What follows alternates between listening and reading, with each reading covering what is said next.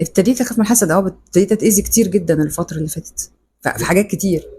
زي ايه؟ في شغلي ابقى عامله حاجه حلوه قوي قوي وناجحه وما الحقش افرح بيها، لازم يحصل لي مشكله صحيه بقى وحادثه كبيره بعدها. فبقيتي بتحرصي على ان انت. ما بحرص على حاجه، بحاول ان انا احافظ يعني على الاذكار، على المعوذات، علشان يبقى القدر اخف شويه. انت فعلا في شهر 6 او 7 شهر 6 من كل عام بتتعبي؟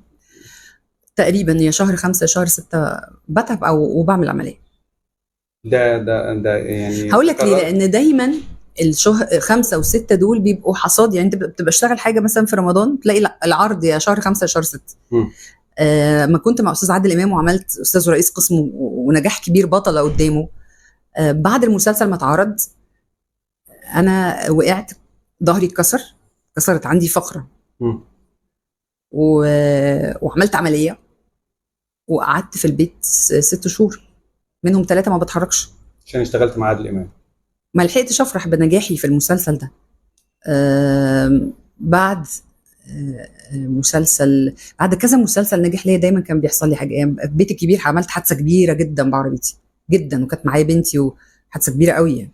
مم. فدايما بيحصل لي كده. اللهم لك الحمد، الحمد لله. محسوده طول الوقت.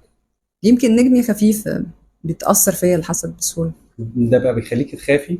ما بخافش، يعني اصل مش معنى بخاف، لكن خلاص بقيت يعني مستوعبه ان ده فعلا ممكن يبقى حسد.